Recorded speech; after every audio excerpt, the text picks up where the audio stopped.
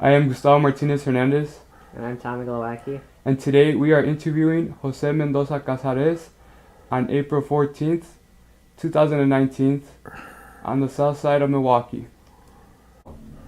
Okay, so how was your childhood growing up in Texas? Well, it was kind of rough for a while there because my mother died when I was 6 years old. So I grew up, kind of lonely, alone, and I was kind of, poor all the time. We had to travel up north to go work in the fields and stuff like that. But I got out of school when I was in sixth grade, But we made it anyways, and we kept on, going to the fields and working and stuff like that. Then when I come back over here, we moved to Milwaukee in 1959, and I went back up there so I could keep on working, and I came back over here, and I got married when I was 21 years old, and I left to the Army when I was 23, and I went to about 3 states, in training, stuff like that, and then when I was in Washington, they sent me to Korea for a year, and I learned a lot over there by being in Korea, because it was kind of we were not at war, but it was dangerous anyways. On account of in those days, the North Koreans were always crossing to South Korea, and kill people and then go back to North Korea. But we all had to watch the DMC, and we learned a lot. And I started driving a 114, which is a tank, personal tank, and we stay up there all this time, and learn different tactics of the Army, stuff like that. And we, I guess, they gotta be all the time watching the DMC. They've been there since 1953, so that's a lot of years that the Army been there. But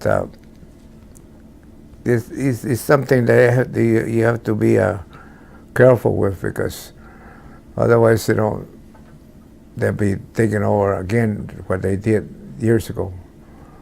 And that's the reason they do it, to keep South Korea free from being, under North Korea.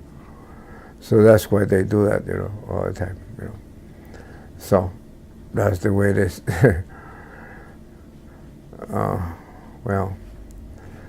So we had a lot of adventures up there. It's a nice thing to do, because you learn a lot, by being up there, and otherwise you'll never go up there and visit these people, and know a lot of different ways of traveling and stuff like that, So, that's what it was. And, I don't know. That's about all they did, So I want to go back to your childhood. So you said your mother had passed away when you were fairly young. Who did you live with, after that happened? Well, we live in Texas. My sister was only 15 years old, and she's the one who used to take care of us. We're about 6 in my family, with her. So it was hard times because my dad, he moved in with another lady right after my mother died. She moved away from us, and we had to pay we used to pay $6 of rent a month. That's how bad the houses were up there. So, we had to do the best we could up there. And that's what causes a lot of people's problems, because some people are too poor to do anything but live the best way you can. We used to sell a lot of bottles. We used to change shoes. We used to sell lemons and stuff like that when we were young, so we could go to the movies, things like that. The movies. Though the movies, sometimes they call you a nickel just to go in the movies. That was how bad it was.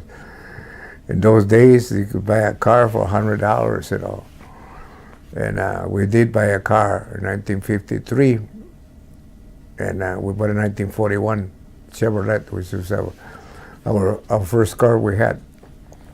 We had it for about a few years, And little things like that we had to do, So we ended up doing everything we could to make a living, And a lot of people don't have it that bad the way it was years ago, Nowadays, a lot of people just don't appreciate the people. The people don't appreciate what they got. What I mean? Sometimes, and that's part of the reason a lot of kids don't. You got a mother and dad working, and you still complaining about so many things that you have, you don't have. And when it was harder for people to make a living, that you don't have that with you, So you have to start working when you were 10 years old, 11 years old, and up to now I'm still working, so one more year I'll be 80 years old, still trying to make a living, But that's the way it is in life, Yeah.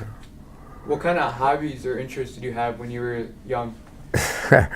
We didn't have no hobby. The only thing we had was we used to go to the river and fish and hunt and stuff like that. With slingshots. We used to kill rabbits and stuff like that. A lot of things that a lot of people don't do nowadays. But that's the way it was. And but that's about the hobbies we had. And getting together, I had a lot of friends, which in a way was bad, but in a way, down in Texas in those days, there's a lot of rough kids, So that's the way it was. It was the kind of living we had, Which it was hard, but we made it anyway. So that's the way it was, Yeah. I know you mentioned that you worked a lot, and with that, did that interrupt with school sometimes?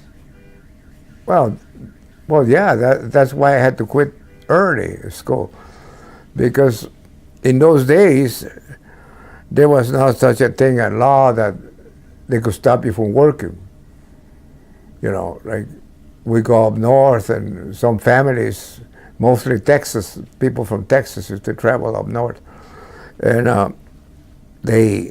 it was hard to make a living down in Laredo, down south. So in those days they used to come in trucks, in the back of trucks, and work in the fields. And we had to come over when we were about maybe 10, 11 years old. We used to carry, my brother had about 5 trucks. So we had to load up, after picking potatoes, we had to load them up, and tomatoes and whatever. So my brother and me, my brother used to pay us for half a man. So we could load it up between two of them, And that's the way we kind of had to do it, In those days, if you had 10 kids, they all work, The people used to make more money because of that, Nowadays, you can't work because you got to go to school, But in those days, they didn't stop you from doing that, That's the way it was, in the 50s. What school did you go to? I got it was a McDonald's school. That was the name of it, McDonald. And how was the culture like? What do you mean? Like, how was like your friends? What kind of like was there anything that you guys would do hanging out Oh, in school? Like, you know. well, like I said, there's a lot of kids. They were so poor. Sometimes they had to go steal stuff, like to make a living, to go to work, to go to the movies. We had to, sell like bottles and sell whatever we can do, whatever we could get the hands on, because that's the way it was. It's not like nowadays, because down there, if you work all week, and washing dishes or whatever, they used to pay you $10 a week, which was nothing. And that's the way it was, So that's why we had to travel up north so we could make more money, and buy a car or whatever, because it's just like that. People nowadays, the people come from Mexico, they come from other places to buy stuff, and that's the purpose of it.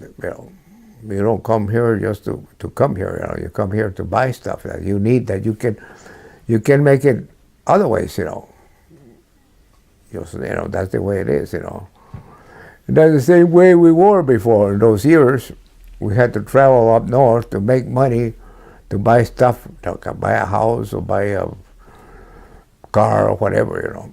And in the fields, they used to make more money than working in their regular jobs, Those days, that's the way it was.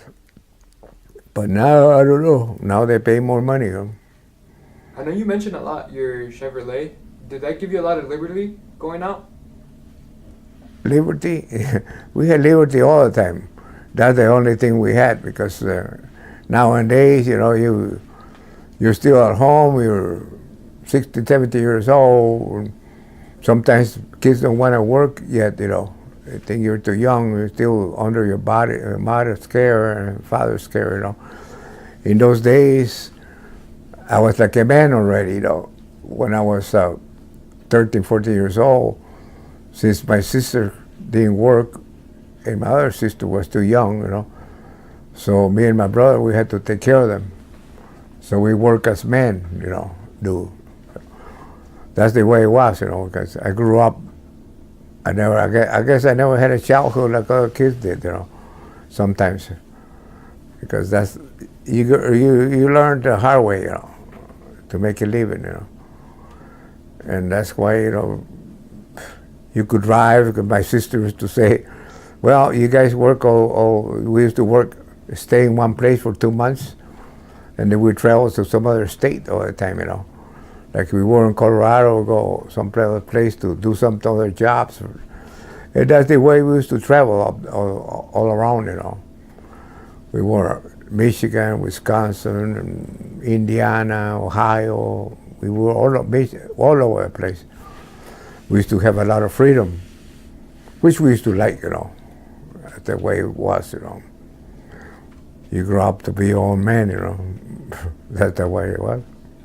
What were the kind of jobs you had when you were in these different cities? We used to, down in Laredo, just wash dishes, and we work in the fields. We used to pay about $4 a day. We start from early in the morning till nighttime for $4 a day. Yeah. And sometimes if we pick up tomatoes, they used to give you how much a bushel, maybe 10 cents a bushel. You had to pick up a bushel, they pay you 10 cents, and then see how many bushels you make a day. The way it was, Everything cheap, So the life was cheap the way it was, And I guess that's why they didn't pay you enough, I don't know. Nowadays you make $10, $15 an hour. Up there it was a whole week. So that's the way it is, Just like in Mexico nowadays, they pay you so much a day, in which here you can make it in 1 hour. That's the way it is. I know you speak Spanish. How did you come about to learn English, Spanish. Spanish. Well, since I was born Spanish, I guess I grew up with me. But my sister used to sit down with us because since we didn't have no school, she used to teach us how to write and read in Spanish. When I was in the army down in Korea, they used to, my friends, to tell me, how do you write your wife in English and then your sister in Spanish, both languages. And I used to say, I didn't have 10 minutes of Spanish. I just learned it the way it came to me. See, I learned English the hard way, Like you guys go to school, stuff like that, which I didn't go that much to school. We learned it with people, like being around white girls and Indian girls that talk all English, you know what I mean? And that's the way we used to learn it, English. So that's what we learned it the hard way, Because nobody teaches, that much, But that's the kind of life we had all the time, How did you get your nickname Victor? Oh, that's a long way too. There was when I was a kid, maybe 2-3 months old, 6 months old. There was a girl, a white girl, that used to live about half a block from the house.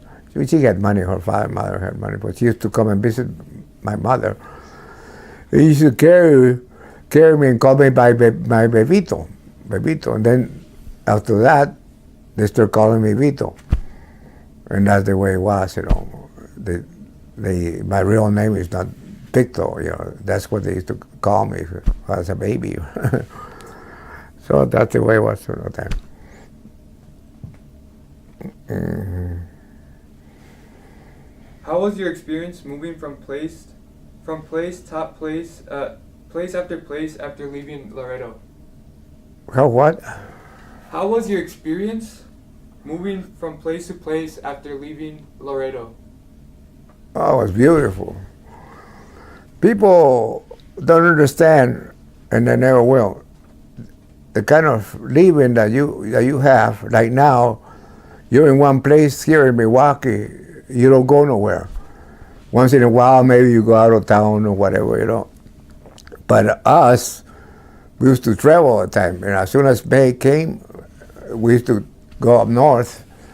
Like we go to places like, we started going with my brother first, We started working over there in Colorado or Nebraska, because he'll move from, different farms, And since he was traveling all the time, we used to go with him up there, and we'll work maybe 6 months up there. When as soon as it started getting cold, we go back to Laredo, We stay up there, maybe in October, November, we go back to Laredo. We come back in May and start working in the fields again. But we never were in one place. And I used to laugh. I used to tell my sister, I said, you know what, I feel sorry for those farmers. I said, why? I said, because they gotta be there every day. Day after day, they gotta be in the same place. And we don't. Even though we were poor, we could travel all over the place, And it was a lot of fun. So to me, it was fun. It was hard at the same time, since I was young. I used to love it, I used to other places. See, in those days, you could go down in Laredo and those places down south. You could go with no white girls like that, And up north, people used to like that, We used to like it. We used to love it. As a matter of fact, we had a lot of fun. We could do so many things. We had cars. We had a lot of freedom, which a lot of people don't have sometimes. A lot of people don't realize that. That it was a lot of. Nowadays, I don't know who picks up those tomatoes and all those things. I guess people still do it, But nowadays, you gotta be in one place, And I get bored being in one place all the time. That's why I keep working all the time. But that's what kind of life it was, And I didn't feel sorry for people. It was just the idea that we could do so many things. And I didn't want to stay in Milwaukee, you know. I didn't like the big cities, you know. It was like boring, you know what I mean? But my car broke down. I had 1952 Oldsmobile, and my transmission broke down. So we had to stay and fix it, you know. But then we ended up staying here. We couldn't find a job, then we found a job. And then got in love with my wife, and we got married. Then that was it. We stay in Milwaukee the rest of the time. We're still here. But I really didn't want to stay in Milwaukee, you know. To me, it was just like I was just passing by, you know. But I'm still here, you know. I guess it's a lot of people don't realize that, you know, how much fun you had by going places to places, you know. You have to live that life to understand it, you know. That's the way it is, you know. I guess that's why I had a lot of classic cars, you know, from the 50s, because I used to love the 50s. All my music that I hear is from the 50s. Oh, what are you gonna do? That's the way it is, you know. A lot of people nowadays, they like their own music, you know. And, well, that's the kind of music I always love, you know. And I always will, I guess. What were some artists that you used to listen to most of the time? Huh? What were some artists you liked to listen to? That guy, Elvis Presley. Elvis Presley and other kinds of, all kinds of people, like what was the name? These are people that died already, you know. Fats Domino, and there was a black guy used to sing. Well, he was a good singer, you know. And different kinds of guys that used to sing in the 50s, I used to like, you know. But I still do. I got tapes with them, you know, CBDs that I got in my car, so I can hear them every day. Every day I go to work, I put them on, you know. And that's the way it is, you know. You get used to the old music, that's the way it is. And even though I was young, you know, I don't know, I just love it, you know. Love the way it was years ago. Who were some role models in your life as you were growing up? Huh? Who were some role models in your life as you were growing up? Well, like I said, Elvis Presley and these other ones, I don't know what's the name of these other guys. There's a few people that died, you know, that long time ago. You remember there was 3 people that died in a plane crash, and they were really in those days, they were making a lot of music, and they died in a plane crash in 1957. And there was there was 3 people that the Big Popper, they used to call him. That was the name of it, a big fat guy, a Big Popper. And what is it? I don't even remember the other people's names, you know. But there's three singers that died in that day, you know, that night. So I don't know. Those are the people I used to hear music. Since most of my friends are dead already, you know. You know, you go to Laredo, you don't know nobody no more, you know. Nobody knows you, you know, they're all gone. You know, I had 5 brothers here, they're gone, I'm the only one left. But a lot of people want to drink too much. So that's the way it is.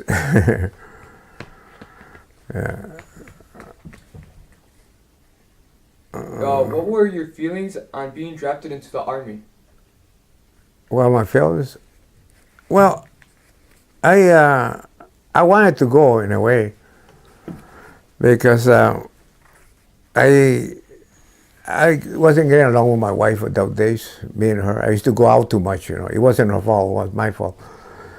But I ended up going to the Army, and I like it. I like it because there was a lot of things you could see, a lot of rifles you could shoot machine guns and everything like that, In which that's what I like, machine guns and drive like tanks and stuff like that, So it was a lot of fun in a way too, and dangerous in another way, But I didn't mind it.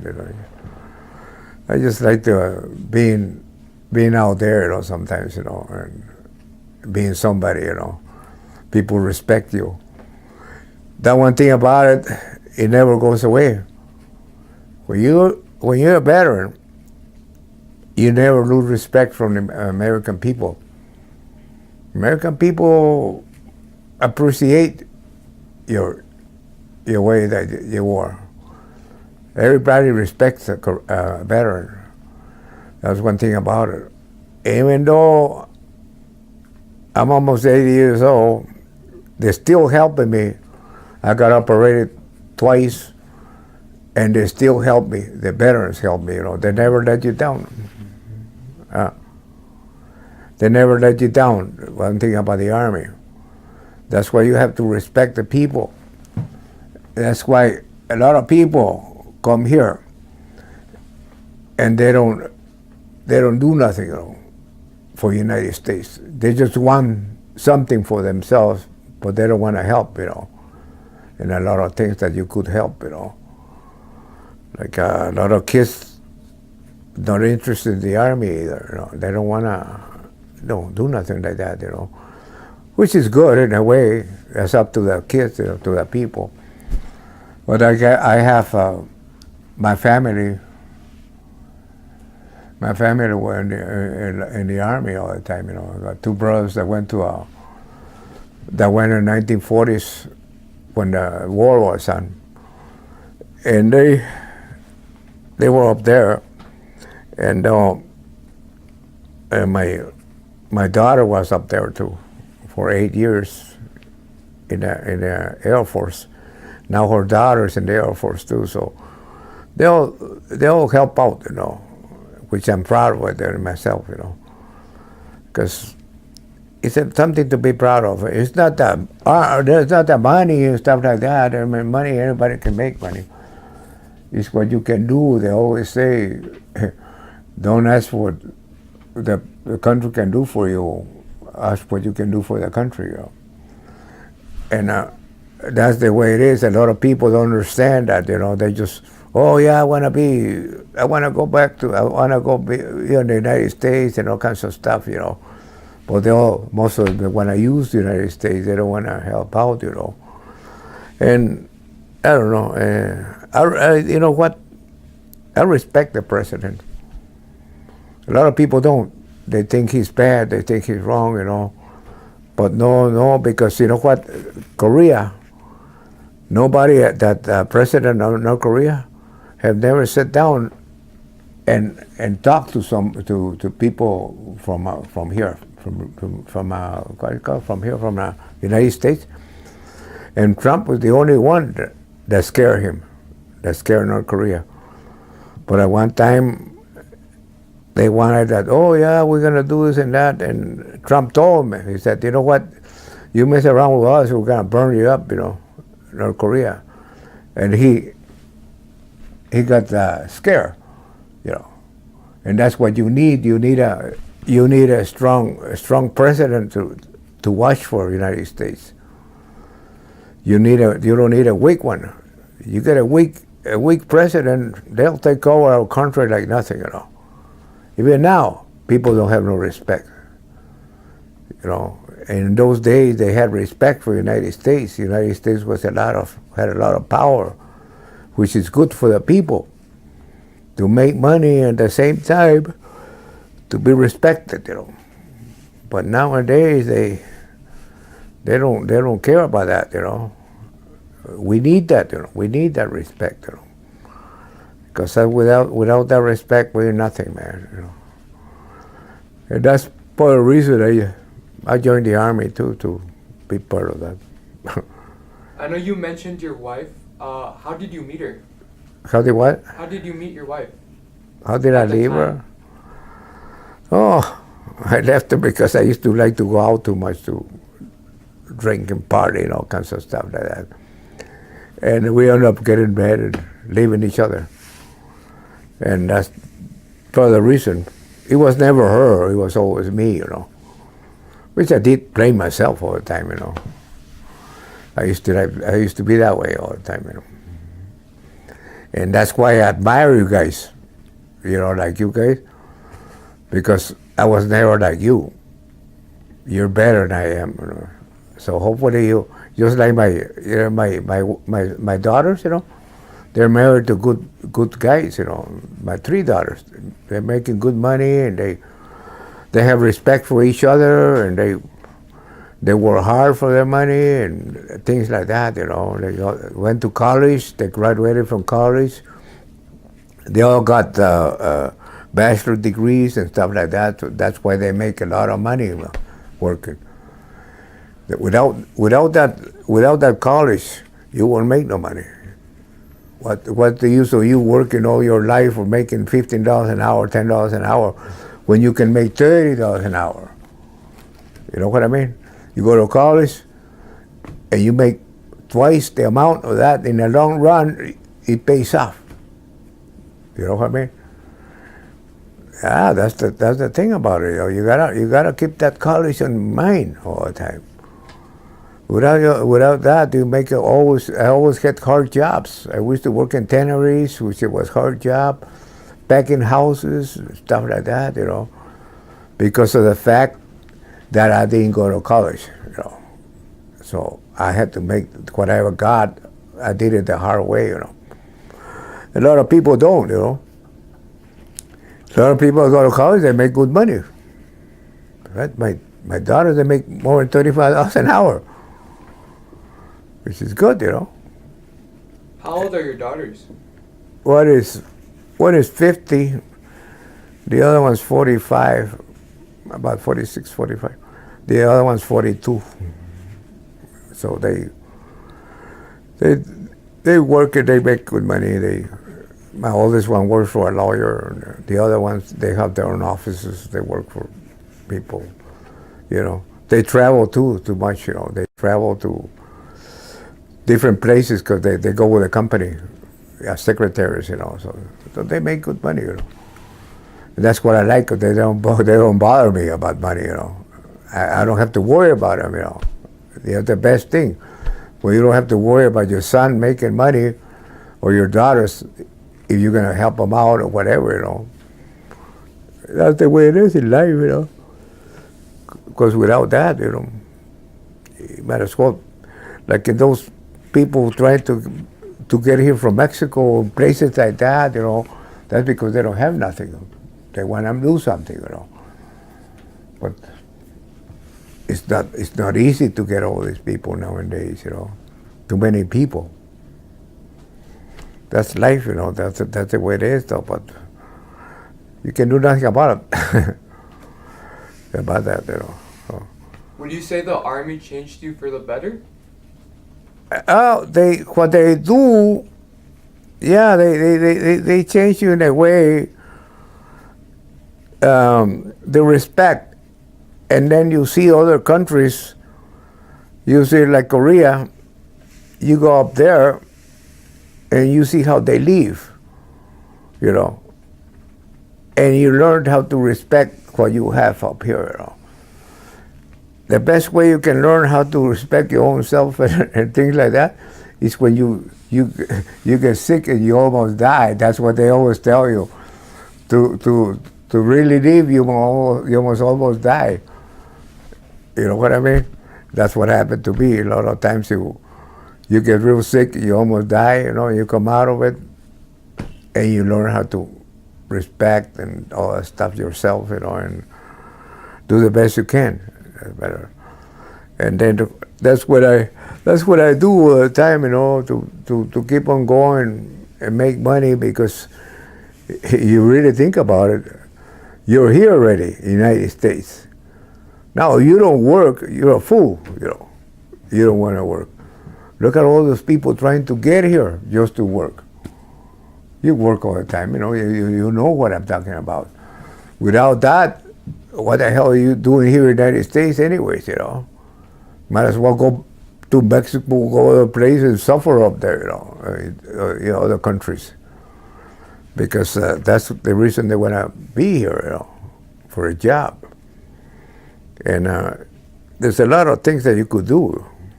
If I sit in home and, and wonder what to do, you could do so much, and have so much, have new cars, have all kinds of nice stuff that you want, Without wanting something, I always teach my kids when I'm living at home. I said, always want something, and go for that, Learn how to go to school, learn how to graduate, because without that, you have to depend on your husband and stuff like that to take care of you. They leave you, you don't know what to do because you don't know nothing, So that's the way it is, in life. And that's why a lot of people suffer so much, because they don't learn that you have to work. And that's it. So what you got there? Do you remember what you were doing when John F. Kennedy was killed? The what? Do you remember what you were doing when John F. Kennedy was killed? When who? When John F. Kennedy, the president. What I was doing? Yeah. Yeah, I remember. I was sleeping. When they killed John F. Kennedy, I was up in Washington. I was washing dishes, putting the dishes away, and I was seen in the news that they just shot President Kennedy. That was in 1963.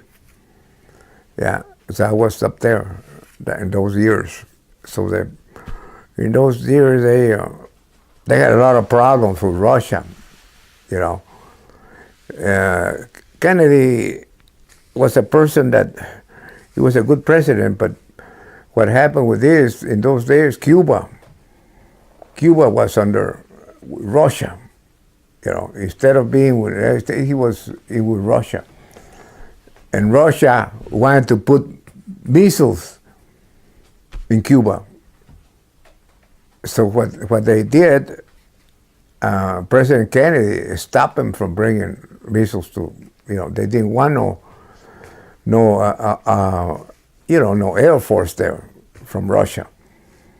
So I guess he might have made some big enemies in those years. And that's why they killed him. That's what I think they killed him. And then his brother Kennedy too, he was in California too. Next year they shot him too. They killed him. He was a senator too. So they killed the two brothers those years. He was kind of, had a lot of problems, with Russia. So that might have been the reason, I don't know.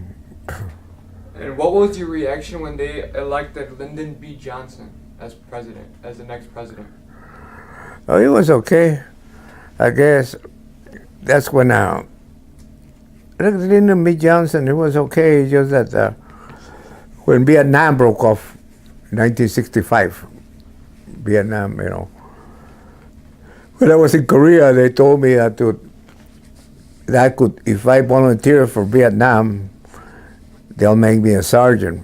But I didn't wanna volunteer for Vietnam, And it's a good thing I did, because they killed a couple of my friends up there, up in Vietnam, in those years. It was a rough thing. It lasted 10 years. So they never won Vietnam. Vietnam was a places where the Vietnam, it was too small, they would go into little holes, you couldn't catch them, in there, because the soldiers from the United States were big, what I'm saying? So these people were small. Since they were small, they could do a lot of things that the people from here did, They'd be good fighters, what I mean? and that's why they got a lot of people from down there here. The reason they do it, because they fight on the side of the United States in those years. So that's why you see a lot of Chinese people, that sit here. They help their parents help the United States fight for the war up there in Vietnam. That's why they let them stay here. And a lot of them, they left a lot of children up there, when they had babies in the United States, So that's why they let them come over here, stay here. How come you didn't go to Vietnam? I didn't go to Vietnam. Why did you decline them? Oh, because at that time I was married, at that time. And what I did, I wanted to come back to the United States, So that's why I did that, I should have stayed there, but in a way I'm glad I didn't, because they would have killed me in Vietnam. So, in a way, down there, when they were volunteering people, the Viet Cong, they used to attack places, and sometimes only one soldier would stay behind. They killed all of them, and that's the way it was with the Viet Cong. They would attack in bunches, and at those times they used to call them the Green Berets. The Green Berets were some soldiers that they'll fight to the last man, all the time, That's why they made movies of them and all that stuff, because they won't give up. But they'll kill everybody. And that's the way it was. But see, it was something that, in a way, I was glad I didn't go. But in those years, a lot of difference. It was in 1970s, 1960s, 68, 69, those days. So that's what it was. I see. I got out of the army in 1965, and that's when Vietnam broke off. The last year I was there, that's when they broke off. I was in Korea when they broke off. But a lot of people volunteer. They train you to first cap, first cavalry. A lot of people travel up there to fight. But that's the way it was. Yeah. I know you mentioned you had a wife and you had divorced. Did you remarry again to someone else? Yeah, I remarried Randy, my wife. I married her. When I met her, she was 17 years old. I was 28. Already was married and everything, but we went together, and we finally got married. And we had 3 girls, and then after that, I started going around. I still kept going around, and I got a divorce. I had been divorced, but I got separated, and I got, that all these years since then, that's been about 40 years, 30 years. I got separated, divorced. Where do your daughters live right now? Where do your daughters live? What do they say? Where do they live? Where they live? They live here in Milwaukee. One of them lives. The oldest one lives in Stoy. What's the name of it? Drafton. He lives about 150 miles from here. They bought a house up there. My son-in-law, he went to the Middle East and fought up there in 1980s, and then he retired from the Air Force. So he met my daughter up there in Japan, in Korea. So she went up there in the Air Force too, to Japan. So then they got married up there, and he retired. Now they live up there, about 150 miles from here. The 2 other daughters, they live here in Milwaukee. Yeah, they live in here. Yeah, Mr. Casarez, yeah. we left off talking about your sons-in-law. Now, can you give me information on your experience flying to Missouri for your training? What? Can you give me information on your experience flying to Missouri for your training once you received that draft letter? Well, it was what you call it, that well, first time I guess it was in a plane, so I think that's the way it was. It was the first time in a plane, so it was okay. I didn't get scared or anything like that, but got to Missouri and we started training, and that's where they teach you how to respect the army, and they teach you how to obey and stuff like that, and so you how to well, a lot of different things they show you there, and we stayed there for about a couple of months.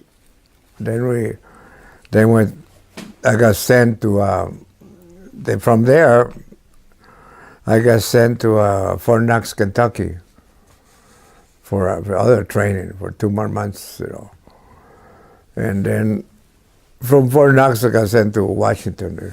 That was the last one. How was it leaving your sisters and brothers behind? Well, it wasn't that hard because I'm not used to going places, different places, so that wasn't so bad, But it was hard. You gotta obey people, and I was a person that didn't like to be bossed around. You know what I mean? Like a lot of times, a lot of times it wasn't your fault, and people make it your fault, to obey stuff, You gotta learn how to obey, take orders, and it's not easy, when you're not used to it, And that was the hardest part sometimes, But as you go, you learn how to obey, your sergeants and stuff like that, Like one time when they told me I didn't get my, I think we were there when we were training, and you had to get we were shooting with rifles, and I didn't get expert. And then they changed the rules. The sergeant told me already that I could go and see my wife because she was pregnant, So she was gonna go and visit me in this little town. And the sergeant said that I couldn't go because of the fact that I didn't get expert in shooting. I got sharpshooter. So then I told the sergeant, I'm gonna go anyways, with your permission or without permission, because she's over here traveling already. And I have no more money for her to be pregnant and come all the way up there to see me, and I couldn't go see her. So I went anyways to see her, And when I come back, my sergeant told me, he said, "How was your trip?" I said, "That was good." So then he accepted it because, he didn't tell the captain or anything like that, but he knew I wanted to do what I wanted to do, because I already promised my wife to do that, So I did, And a lot of things, that I did, because a lot of times, a lot of people, I've seen guys cry, even though they were big guys, like maybe, heavier and bigger than me, And I see them cry because the sergeant sometimes will hit them. So they didn't obey the rule, like when they were marching or something like that. And one time the sergeant hit me, and I got my bayonet, and I almost got him. I said, "Don't hit me." I said, "You could hit these other people, but if they wanted to, but don't hit me, because I get mad about it, So then the sergeant used to kind of respected me in a way, because I was a man that didn't want to take no shit from him, from nobody, But even though that happened, I got the respect from the sergeants. So still, one time in Korea, this one Sergeant Brown, told him, you know what? If I was fighting in a war, you know who the other one, the man I could have would be Casarez, be the one I wanted by my side, because he's a guy that don't take no stuff from somebody, And he respected me in that way, But in a way, you could. I used to get mad, but at the same time, the sergeants did respect you, because they don't want no sissies being in the army. They used to tell them. I said, one time before I got there, this guy, instead of throwing a grenade forward, he threw it back, because he got scared. I mean, he had it in his hand and wouldn't let go. You gotta let it go. As soon as you put the pin out, it's got to go out of your hand, otherwise it's going to blow on you. And he blew himself and the sergeant with that grenade, That was about 2 months before I got there. So that's why they wanted you to be some kind of a soldier, I mean. A lot of soldiers wouldn't shoot a rifle, because they're afraid of a rifle and stuff like that, And since I grew up the rough way, it helped me a lot by doing that, There's a lot of people that don't have no, you gotta call it I don't know. They just grew up the wrong way, Not the wrong way, but their mothers bring them up to, to be afraid of things like that, So when you're in the army, you have to be, able to, do that, Because like one time in Korea too, it happened a lot of times that I had the sergeants to respect me, in a way, because of what I was, and a lot of times you gotta do that, not to be mean or nothing like that, but you gotta hold up to your rights, because that's the way it is, And nowadays too, I've seen that a lot of times, that the sergeants slap those guys, sometimes, because they won't do what they want them to do, So it's a lot of times that you have to know how to do, I mean, that's the way it was, And one time a lieutenant grabbed me from the back like that and turned me, put his knee on the back of my neck, and I got mad, because he did that, and I grabbed a stone and I almost hit him because he did that. But a lot of times, you gotta hold your respect too, You gotta take orders and stuff like that, But a lot of times they misuse the orders, Depends on the sergeants, That's the way it is, But that's the way this life makes you hard, Did you get into any verbal or physical disputes, arguments with anyone there? In the army? Yeah, you do. A lot of times, I'll tell you one thing. When I was in an airplane, we were going from Japan to Korea, and in those days, the only one they had was an old bomber. And as a matter of fact, it took off. Instead, one of the engines was smoking, so they had to go back to Japan, And about 3 times we tried, and the airplane, I don't know if that's the only one they had or what, but in the same plane we tried 3 times before we made it, And in those days, we were all standing, you were lucky you found a chair, a seat to sit. And I was sitting there in an airplane, me and this Puerto Rican guy from New York, we were sitting there, and these two black guys came out and told me that you could move, to get out the chair.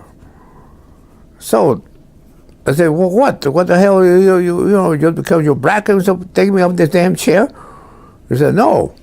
So then this other kid had a knife, a long knife, you know.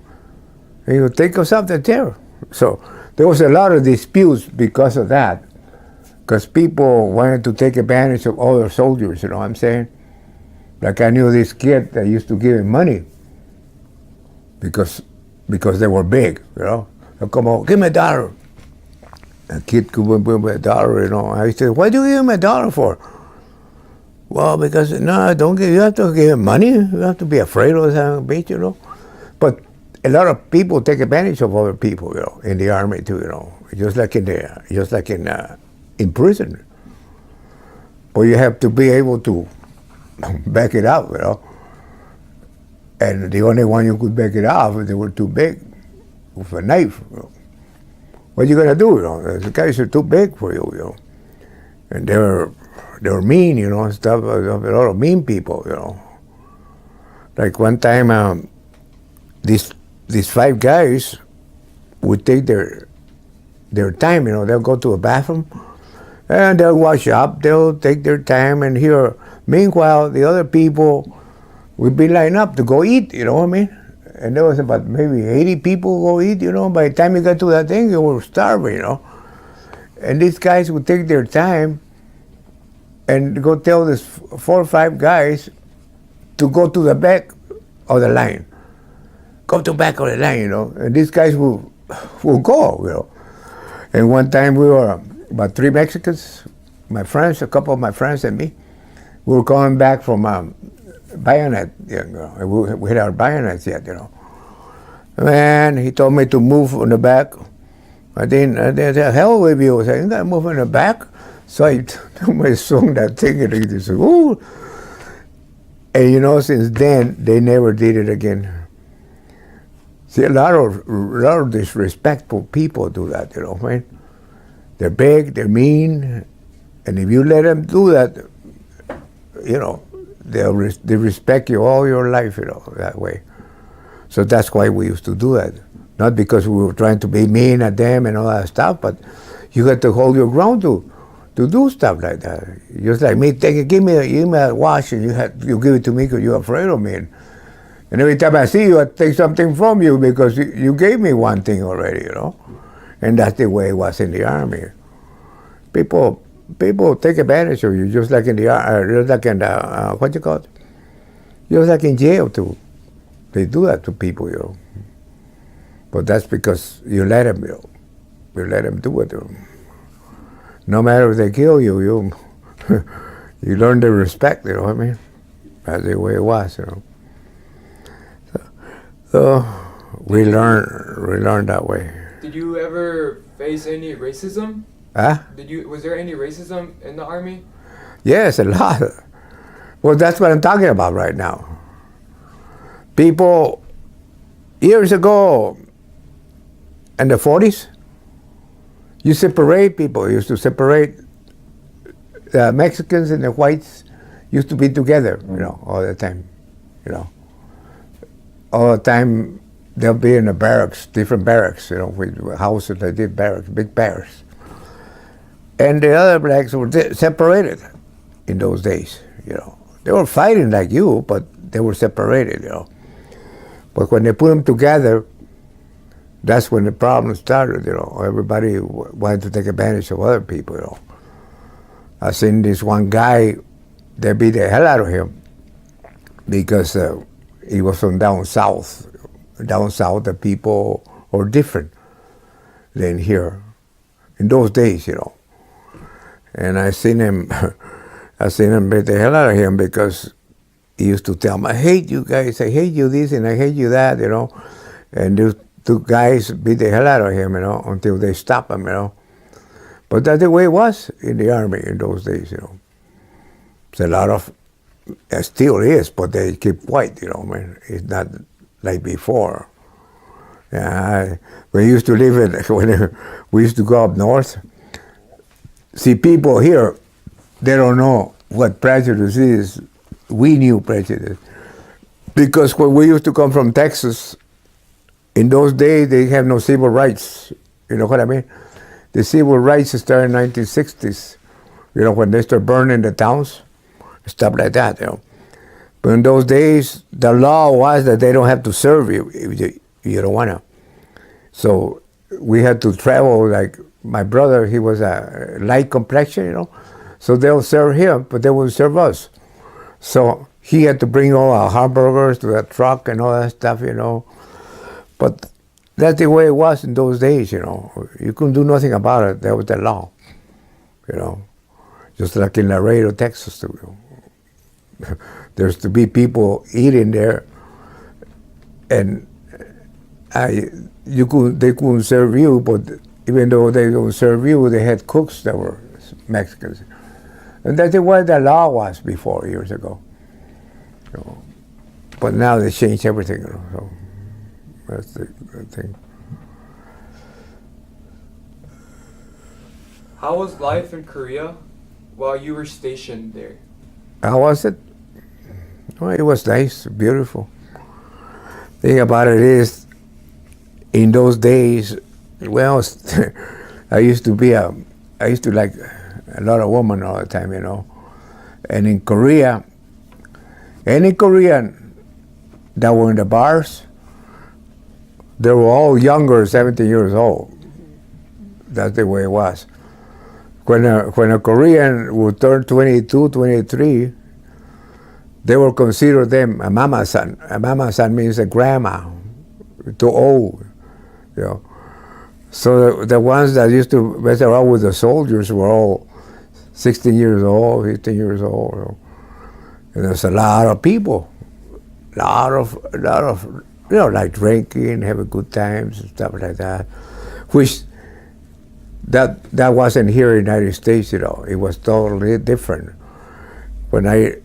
There was so many women, so much stuff to do, you know, and you get to Korea, well, it's in Korea, but it's a lot of fun up there. A lot of people get in love with them, with the Chinese girls, and they bring them to the United States, you know. But a lot of them don't, you know, so. But there was a lot of fun in a way. I like Korea. It was a good place to be, you know, those years. Better than here, anyways. As you mentioned, you were a sharpshooter. Can you explain more about your experience? Oh, sharpshooter. It's a good. But what it was like we had to walk, to march all the way to where we were going to shoot. But then we used to shoot all the time, and when we come back, the only thing I didn't like, it was next day we had inspection. So you couldn't sleep, you know, because you had to clean your weapon. The weapon's got to be clean all the time, and all the other equipment, all kinds of stuff that you use while you're out there in the mud, and all stuff like that, you know.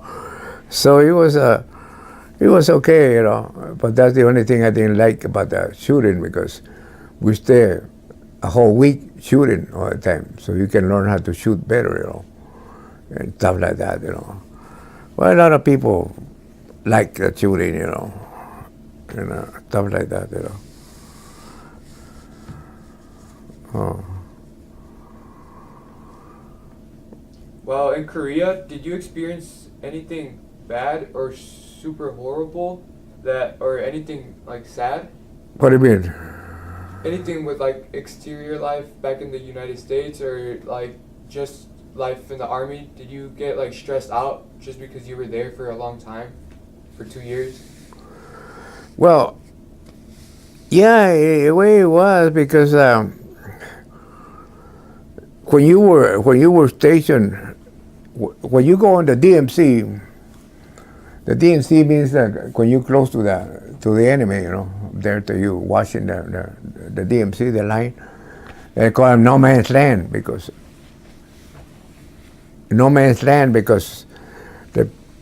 the North Korean can cross this way or we can cross that way, But once in a while they cross and do some damage here, cut somebody's neck or something, But even though watching the tanks on this side, when we're stationed close to the, we were close to the DMC, we'd be stationed up there, and they put me on guard sometimes, and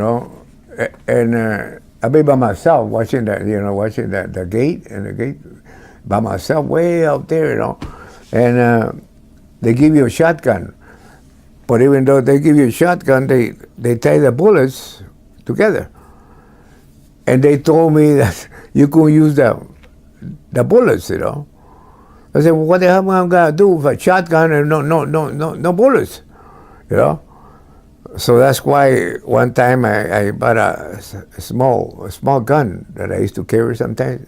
The Army didn't know I had it, but what happened with this, what am I gonna do if somebody comes over there and he wants to shoot me when I do something, and here I am with a shotgun and that damn you couldn't take him off the thing with a tape. So I had to watch the tanks and all that stuff, and they'll steal all the time, and then they'll say, you can shoot at them because it's, this and that. I said, what the hell? Why am I be on guard if I can shoot them? So that's the way it is. It's just like being up there down by the border. You can't shoot them; they can go by. Here you are with a gun, and you can't even use it. So that's the way it was sometimes in the Army. But when you get to a DMC, it's different. There they give you the rifle. You gotta have it, or machine gun. They have it loaded with it, and they tell you to shoot. That you stop them and tell them that you tell them a halt 2 times, and if you come 3 times, you shoot. Don't give them a chance to shoot at you. That's what they tell you when you're on guard up there. It's better though. I like that, because that way you can shoot somebody, instead of giving you bullets and you can shoot. It's just like maybe here with a gun, you come in my house, and I ain't got no right to shoot you. You know what I mean? You're gonna hurt somebody, and I can do nothing about it. That's the way it is. That's why they let now they give you what you call it, permission to carry a gun, a concealed weapon, because of the fact that you got to defend yourself. Because when you don't, the guy that's going to come in the house got a gun, but you don't have no gun to defend yourself. What? As you were mentioning the DMZ, was that were you stationed by the DMZ? Yeah, we used to go up there for a couple of months, sometime at DMC, because they need it there. Then you come back to the barracks after DMC. Over there we used to put tents, for being there in the DMC. It was just it was not permanent, We go about 3 times a year sometimes. Yeah. So one time the sergeant, one of my sergeant, this guy named Rose, he was a Jeep driver. He used to drive the captain, all the time around. And what happened one time, they went over there to leave a captain, what you call it, a Rock Army captain. That's a South Korean captain. They went to leave him up there where he was stationed, and the Jeep turned over, and the captain got killed. And the guy that was driving, nothing happened to him, but he was just hurt from his arm. So they put me to guard there, the Jeep. I don't know why, but they gave me a machine gun and told me to watch the Jeep. So then I was too close to the enemy. I was over the hill. That's where the enemy was at. And these people came over. The South Koreans came in the Jeep. One of the sergeants, and stopped over and said, "What are you doing here by yourself?"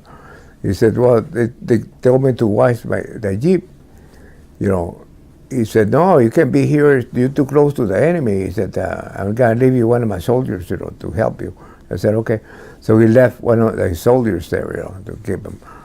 It's just that experience, I kind of was not too afraid, but kind of, I had to watch out for that, because sometimes by the DMC is kind of dangerous, I mean. So that's the way it was all the time, Yeah. But be careful, that's all, You can do whatever it was. There are too many minefields too, You can get out of the road because they got skulls on the mines, like cow skulls and all kinds of stuff, telling you to keep away from the fields because too many minefield stuff, And that's the way it was all the time. You got to keep an eye open. It's not like back in the barracks, But that's the way kind of life it is, People got to watch out all the time, But that's the only bad experience sometimes you get, Like one of this guy, friend of mine, they won't let him go to the village. They call it the village, where you go drinking and see your girlfriends. We had Chinese girlfriends, And this one kid, he was about 18 years old. They wouldn't let him go. So what he did, he got mad, and he went and stole a 45 and machine gun, and went up to the hills. And they looking for volunteers to go get him down from the hills, I didn't want to volunteer because he was my friend. I said, why do I have to shoot him? I said, he's my friend, So I didn't go, but some of the guys went over there.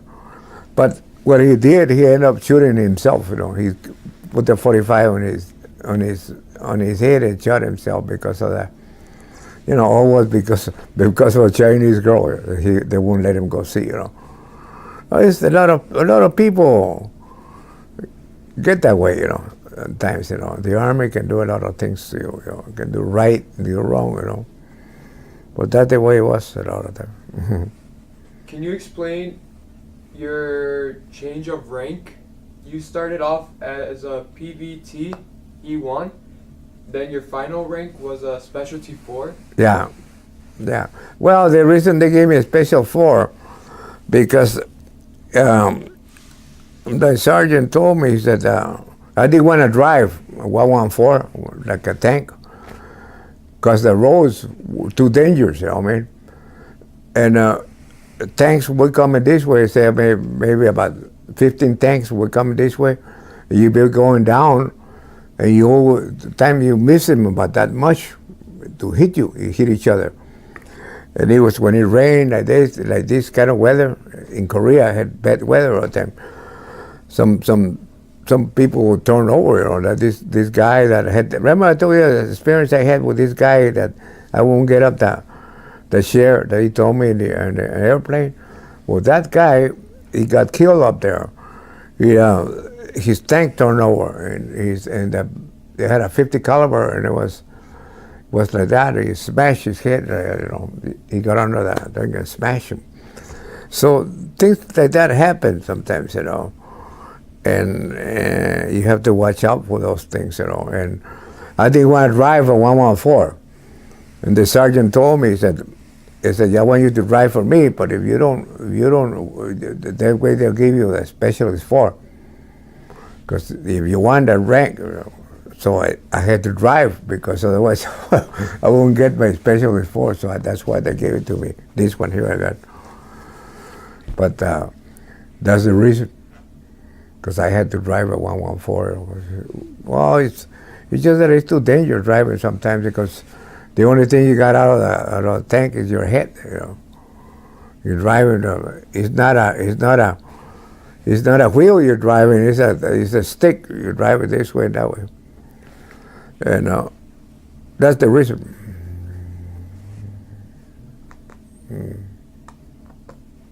Can you explain to us how you received your commendations or awards? The what? How did you receive? Can you explain to us how you received your awards? Their awards? Well, the only time you take an award is by, say like this one here, by being in the Army a year, so like that. They give you something like this. And then another thing, like when you were a sharpshooter, I lost my stamp. I think I got it somewhere, but they gave you a thing too for carrying it. your clothes. But that's about the only way you get them, that way. When you're at war too, you get them, fighting or, being brave, something, things, that way, yeah. But that's the way you can get them, What was your reaction when you knew that you were coming back to the United States? The reaction? I was happy in a way. Everybody's happy we go back to the United States, but happy in a way and kind of, you got to miss your friends, you never see them again, things like that, Because you make friends up there, and they know you got to leave them behind, you'll never see him again, maybe once in a while. I used to see this black guy, he was in the army with me, and I met him twice. He was a policeman then when he got to Milwaukee. He stopped me twice. Once when I turned a left turn, and he stopped me. And he used to come, "Hey, army buddy," and I turned around and said, "Yeah, what are you doing here?" He said, "Yeah." I said, "Since you are my buddy, I won't give you no ticket," he told his friends. "But I've got to let you go." I said, "Okay." But then another time he stopped me too because of the stops. I said, "Oh, this is too much," he said. So he let me go again. He said, "Take it easy, man. This and that," But he was, that's the only one I seen, after the army. This one policeman. Well, after a while, you just learn how to, that you miss him, but then you gotta miss. Then you get here, you got other friends and stuff like that, Well, that's about the only way, One time, I had a razor when I was. You had to carry something because of the fact that you were in danger all the time. If you didn't carry nothing, it's not good. I gave my razor to my friend when I left, and he wasn't gonna go till maybe a month or so after me, and he went to take a shower, and when he was taking a shower, I had given him my razor. He kept him in his bed, and this a captain was checking up the barracks. And he found that razor on him. So I didn't tell him nothing, but then he said, "No, it wasn't me. Somebody put it there and all that stuff, But it was that he asked me for it, I gave it to him. But well, that happens, all the time, Things like that happens, Another time that this guy, somebody went into the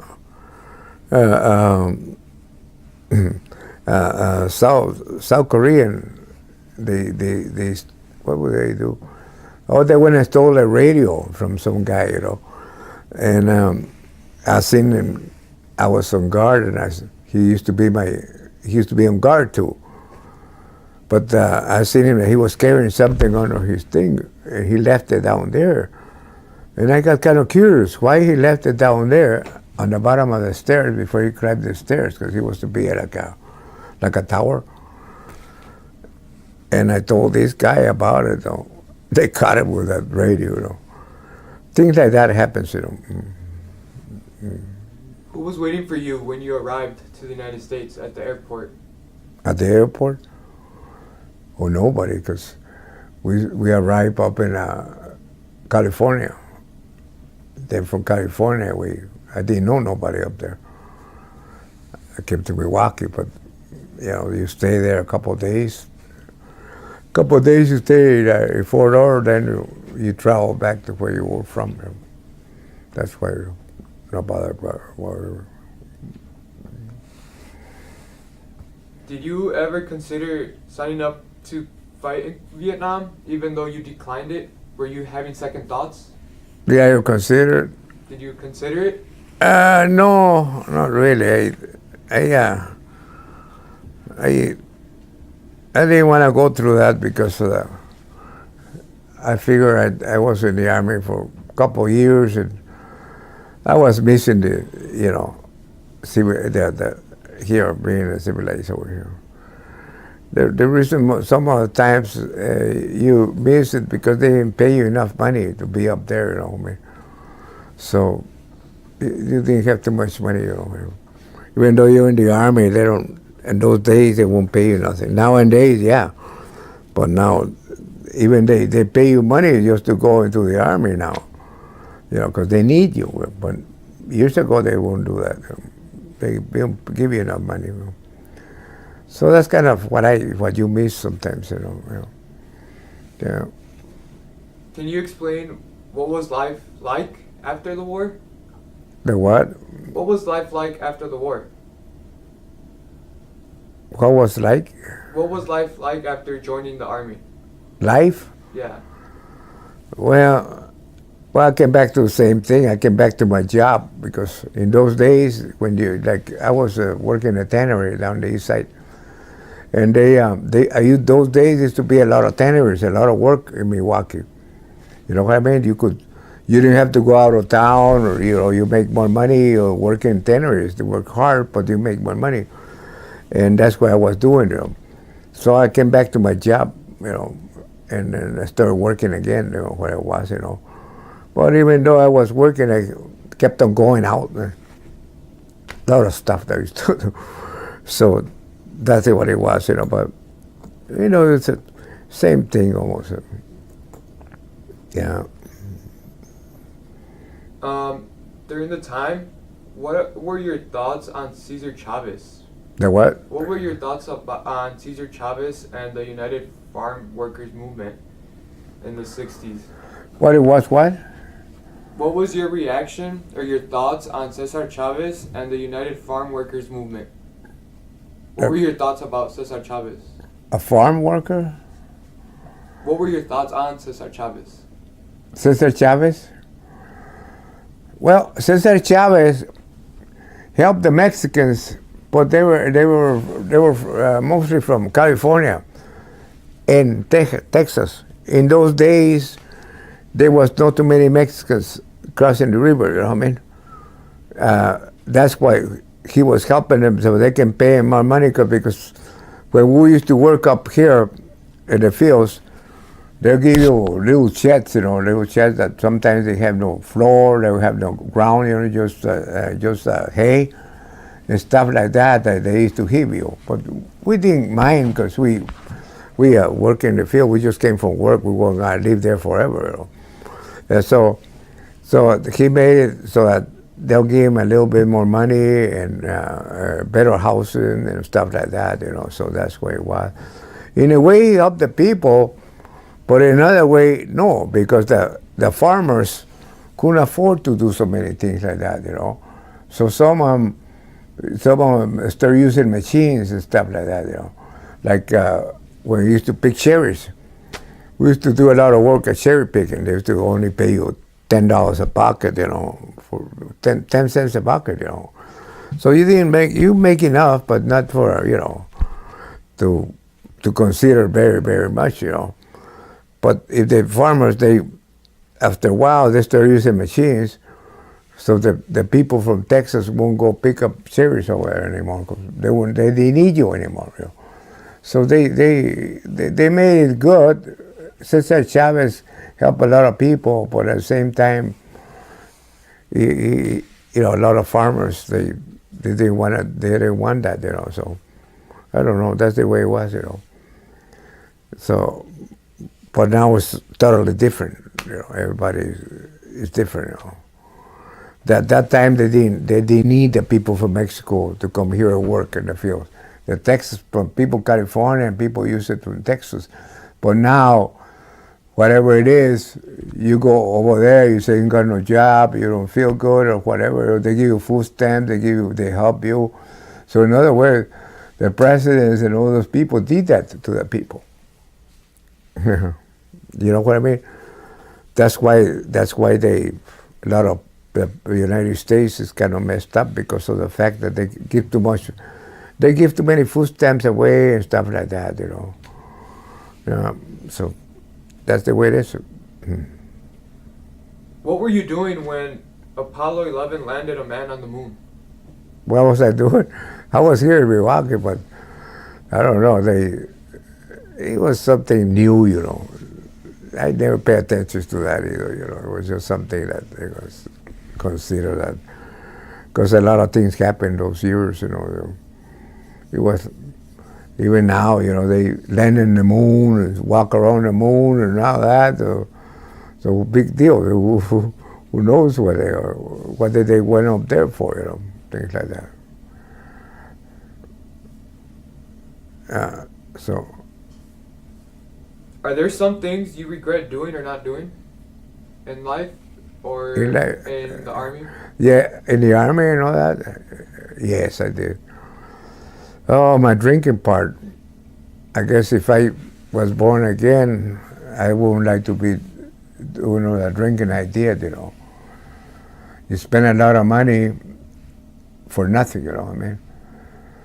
And those years, I never considered that, you know. Just like people nowadays, like you guys, you know, I was your age when I used to be drinking, you know, and in those days, sure, you got a lot of girlfriends, a lot of good times, but you using too much money, you know, when you could use it for something different, you know, for school or for, you know, you got, you know, that's the only thing I regret, that drinking part, you know, because you get divorces, you know, a lot of stuff that you do that you wouldn't do if you didn't drink, you know what I mean?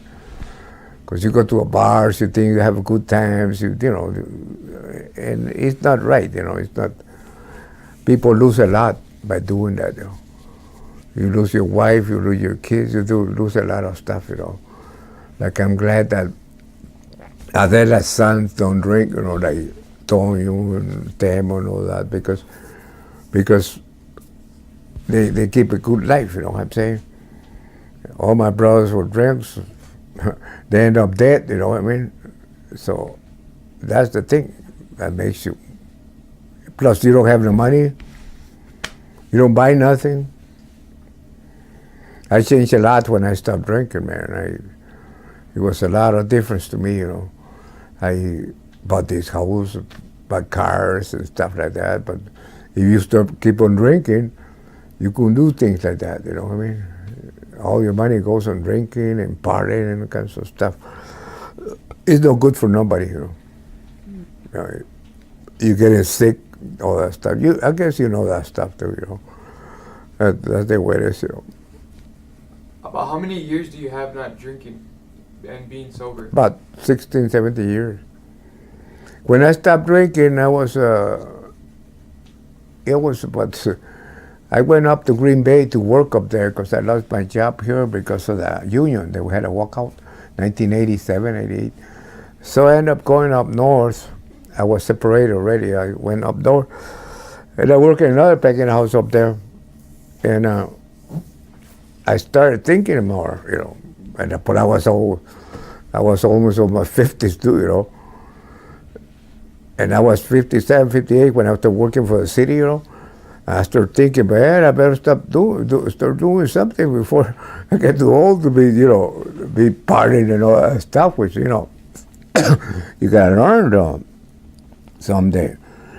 And I'm glad I did, because then I started, you know, making more money and, you know, saving to buy something, keeping one woman and stuff like that. It helps out a lot, you know, because otherwise you'll be losing a lot of money. It's no good, you know. Plus you get sick too, you know. I got nephews right now, they're almost 50 years old, they still don't want to work, some of them. See, most of the people are from here, from the United States. They're not from people from Mexico, things like that. They're people that are born here, some of them. You've seen the bumps, here we got a lot of bumps over here. You know what, they stand up behind my garage, and it could be about 8 o'clock in the morning, they're out there drinking. They're young, you know, but they don't want to work, they want to party, they want to walk around and, you know, that way, you know. I had a guy used to come over here, this one white guy. I got out in the morning, he'd be sleeping out there, you know, because they're young. They don't want to give it. They don't care. So there's a lot of difference on the drinking part. Do you have any life lessons you would like to share with us? The what? Any life lessons you would like to share to us teenagers or Any anyone? what? Any what you say? Do you have any life lessons you would like to share? Life places? Life lessons. What do you mean, like what I'm doing now and stuff like that? Like any tips about life that you want to tell people about? Oh, yeah.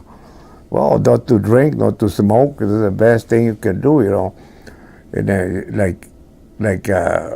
for instance, your dad, the Tonio, he's keeping you guys pretty good, I think that he's doing a good job with the kids, And even though, sometimes you gotta pay attention to them, kids, and teach them about school and stuff like that, because otherwise you end up with a kid that's, alcoholic and smoking and drinking. That's the worst thing you could do, since I grew up the wrong way, you know what I mean?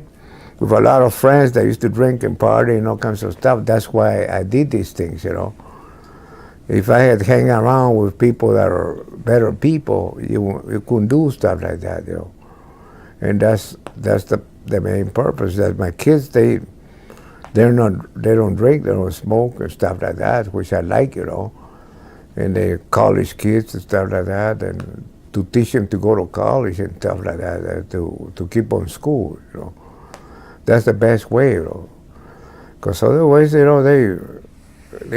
turn out no good. You're the one that suffer, because girls get pregnant and stuff like that. Then you have end up taking care of them instead of, let them take care of them own selves. I mean, that's what it is about. A lot of times they don't want to keep on working and stuff like that. Do you ever plan on retiring? Retiring? When I die. No. What I'm right now. Well, I'm thank God I'm okay. I suffer. I almost died a couple of times. I had appendix broke off on me, and I was in there for a whole month at the VA, the Veterans Hospital. So I came out. I was about 70 pounds, 80 pounds. I used to weigh, real skinny, and I almost died. And once they all got operated for my heart, so that was a big one too. Twice I went through that, but now I'm okay. So I think go going as long as I can. I mean, as long as I keep on working, I feel good about doing it, because. Like right now, I'm waiting till the rest of April or 1st of May, so this damn snow stops snowing, so I can get to work, so I can make money or something, Right now, I make an appointment to paint a car that I want to paint. It's gonna cost me $950 just to paint it, the way I want it, But that's what I want, I'm getting too old to worry about little things like that, I want to drive what I want to drive, and things like that, Because otherwise, it's too late, to worry about little things like that. That's why I don't worry too much about certain things, When you get my age, you're too old to be worried about, When you're young like you guys, you got a whole life ahead of you. You really don't, think about those things, It's better to buy things, and to have education and have money than not have it. Because that's what it's all about. That's why we're all here. You know what I mean? For the same thing. Yeah, because without that, you won't have nothing.